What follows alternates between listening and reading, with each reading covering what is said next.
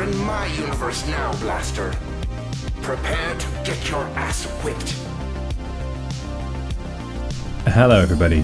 It's been a while since my last video, so there'll be an update at the end of this one for those who care. Today we've got a quick one. I saw a post on Facebook from the devs of Blasters of the Universe about the full release coming out today, so I thought I'd take a quick look and see how it shaped up. So I'll link and annotate where possible the review that I did before. I don't really want to retread any ground here, but I'll talk about what's new and just generally what I think of the game. So you probably won't need to watch the other videos unless you want some additional context or just want to hear more words about the game. So in short, Blasters of the Universe is a wave shooter and the endless mode was always really good. I last reviewed the game when they released the boss fight for the first world, and unfortunately it wasn't actually fun to play, but it had a lot of potential. I'll give you one more chance to kneel before me. Psych! You're totally going to die now! So some good news, the first boss fight is actually really fun now.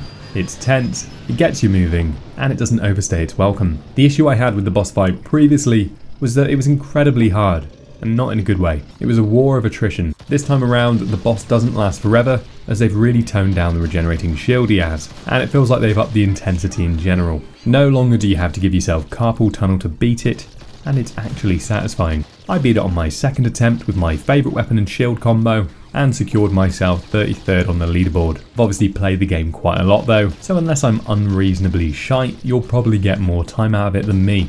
I think competing for leaderboard rankings for a boss battle is kind of a neat idea, but personally I think a hard mode now would really amp things up. Maybe give him slightly more health, but I'm just thinking make it harder to get to him. And maybe add some more floating alopecia heads during the fight, because fuck those little explosive guys. Or maybe give the alopecia heads harder attack patterns sooner. I think in general I'd probably go to the endless mode in future for more intensity and no abrupt end, but beating the boss is a really enjoyable challenge to do at least once and definitely doesn't feel tacked on. I'd had my fill of the first of the two levels, including beating the boss and getting some top 10 scores on the endless mode within a fairly low sounding 2 or 3 hours. But I have to say, what the levels perhaps lack in longevity, they really make up for in still being some of the purest fun available in VR. Onto the second level, it includes new enemies with new attack types. And all in all, the gameplay on this level is just a fair bit more dynamic. It seems to use the full 270 degrees of threat more liberally than the first level. There are also these new guys which shoot rockets, which are cool as hell because they're tanky, and that really encourages you to do this.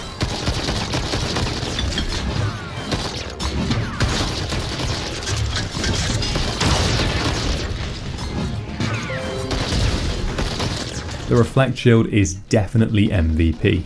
The boss of this level is similar to the first boss in that it has 2 alternating phases. It doesn't have too much life and it's got a seriously fun to avoid attack that I'm just going to show you briefly.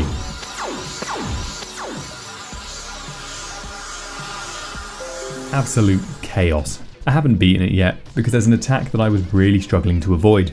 Not sure if that's due to my play space size, but I didn't really want to run into any walls and just died a few times trying to figure out an alternative. And the good news is, if there is an issue there, I'm sure it will get fixed. And that's because this game has come a really long way.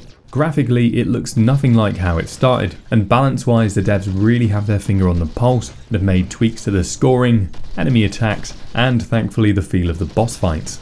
I've got a shitload of VR games at this stage. I've missed some big ones like Lone Echo, and I didn't have a huge boner for Robo Recall for whatever reason, but I really have to emphasise Blasters of the Universe is a shining example of what VR should be. When games start getting this level of polish, from the sound design to the visual style, and adding in locomotion and linear levels, and more traditional storytelling, that is when VR gaming will be truly amazing. Blasters of the Universe is definitely on my must-have list. This fairly innocuous little wave shooter is up there as one of my favourite VR games, and I believe that anyone who's recently got VR should buy it. And even the old guard, or whatever you want to call them at this stage, those people who've played a shitload of wave shooters and are sick of them, even you should get the game and support the devs. I don't know what it is, but I find every time I get on Blasters of the Universe, at 1 AM in the morning, maybe I've had a bit of booze, I come away feeling really happy, and really optimistic about the future of VR.